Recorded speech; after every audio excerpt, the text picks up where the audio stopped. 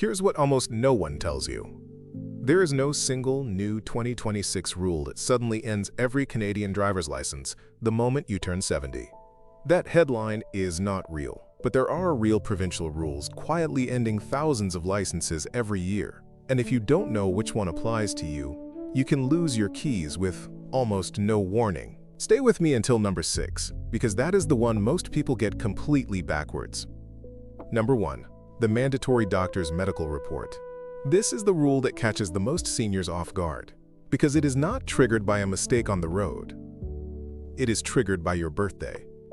In Alberta, once you turn 75, you cannot renew a standard Class 5 license without a medical report signed by a doctor or nurse practitioner. It happens again at 80, and then every 2 years after that. Quebec runs almost the same schedule at 75 and 80 through the SAAQ. The report is not a formality. The examiner checks your blood pressure, your heart, your reflexes, your medications, your memory, and your eyesight. And if any one of those raises a flag, your file goes to medical review before your renewal is approved. Here is the mistake that costs people their license. They wait until the license has almost expired, book the doctor too late, and the 2 to 4 weeks it takes to process the form leaves them driving on an expired card, which is illegal. Picture a man in Red Deer who turned 75 in March, booked his medical for April the 20th, and watched his license expire on the 30th while the form still sat in review. For 11 days he either could not drive or drove illegally and risked his insurance being voided on any claim. There is one more trap.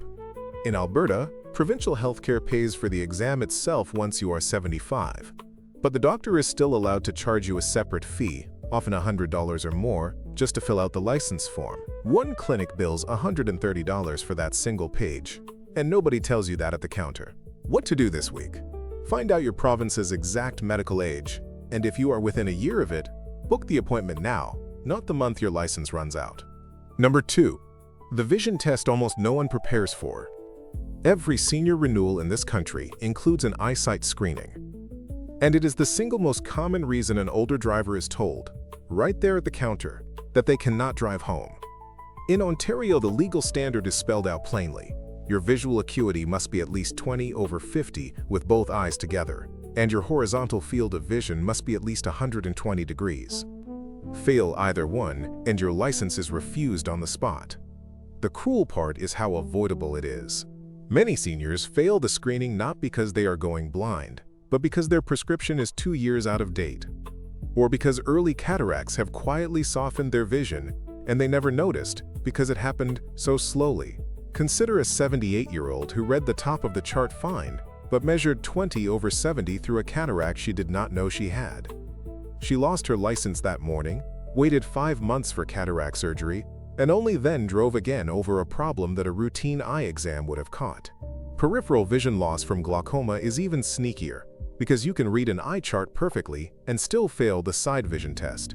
Here is the fix that almost nobody does. Get a full eye exam from your optometrist a few weeks before your license renewal, not after. If your vision is borderline, the optometrist can update your glasses or flag a cataract for treatment while you still have time. Walking into a renewal center cold, hoping your eyes are fine, is how a perfectly capable driver loses a license over a problem a $15 lens update would have fixed.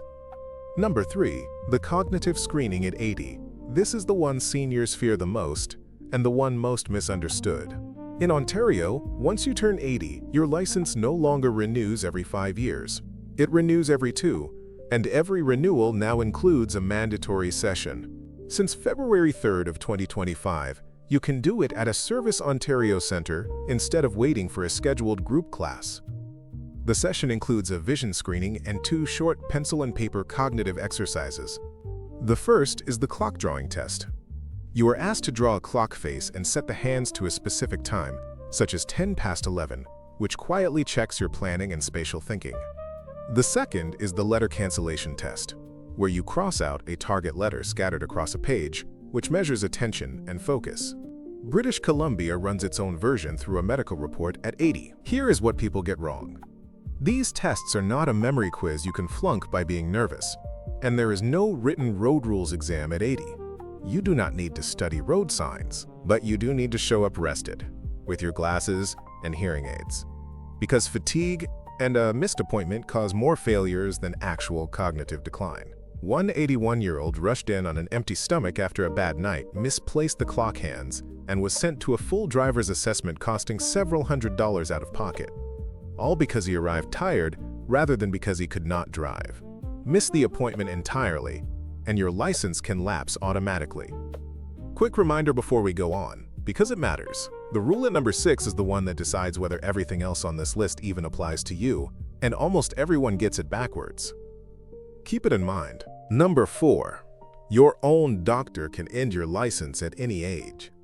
This one has nothing to do with turning 70 or 80, and that is exactly why it surprises people. In Ontario, under Section 203 of the Highway Traffic Act, doctors, nurse practitioners, and optometrists are legally required to report any patient 16 or older they believe may be medically unfit to drive. This is not optional. Since July 1st of 2018, the law was expanded, and the practitioner fills out a standardized medical condition report form and sends it straight to the registrar. Once that report lands, your license is suspended, sometimes before you have even opened the letter telling you why. The conditions that trigger it are more ordinary than you would think: a seizure or a fainting episode, uncontrolled diabetes with blood sugar crashes, significant memory or cognitive decline, severe untreated sleep apnea, certain heart rhythm problems, and major vision loss. Think of a 72-year-old who fainted once in his kitchen, mentioned it to his family doctor, and had a suspension letter arrive 9 days later before any diagnosis was confirmed. It took a cardiologist's clearance and 6 weeks off the road to get it back. The mistake that ruins people here is silence at their appointments. Some seniors hide symptoms from their doctor, thinking they are protecting their license. They are doing the opposite, because an undiagnosed condition that causes a crash carries far worse consequences. What to do? If you receive a medical review or a suspension letter, do not ignore it and do not panic. It almost always comes with a deadline, often 30 days, and a form your specialist can complete to get you reinstated, but if you miss that deadline, the suspension stands. Number 5. The medications and conditions you must declare. Beyond big diagnoses, everyday prescriptions quietly put licenses at risk, and the review process is unforgiving of surprises.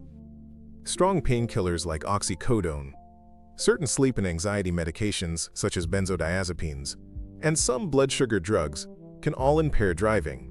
And if a crash or a medical episode reveals you were driving against medical advice, that is a fast route to a suspension. The single most common real-world trigger for older drivers is a new diagnosis reported at a routine checkup that then flows to the ministry. Consider a woman who started a new sleeping pill, felt perfectly normal, drifted at a stop sign, and learned during the insurance review that she had been driving against the label warning, turning a minor fender bender into a license review. The mistake is assuming that because you feel fine, nothing has changed on paper. It has. What to do this week? Sit down with your list of current medications and ask your pharmacist one direct question: which of these affects driving? It is a free conversation, it takes 10 minutes, and it lets you fix a problem, adjust a dose, or get a specialist's note on file before the ministry ever asks. Number 6. The one most people get completely backwards.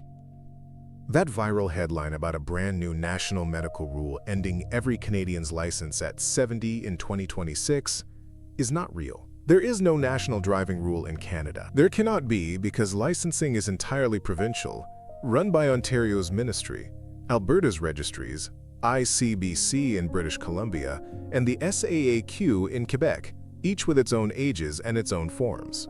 Those scary articles about a single February 2026 rule come from content farm websites chasing clicks, not from any government. Here is why getting this backwards is dangerous in both directions. Believe the fake rule and you panic. Rush a renewal you did not need, or fall for a scam offering to handle a rule that does not exist. Dismiss the whole topic as fake, and you miss the real medical deadline in your actual province, and lose your license for a reason that was genuine all along. The truth sits in the middle, and the only way to know your real deadline is to check the one source that governs you. So here is your action step for this week. Search your province's official government driver's license page, ontario.ca, Alberta.ca, ICBC, or the SAAQ. Find the Senior Driver section and write down the exact age your next medical or vision report is due. Trust that number and ignore every headline that does not link to it. If this helped you understand the real rules, subscribe and share it with one person over 70 who still drives, because the one who checks in time keeps their keys, and the one who waits finds out too late.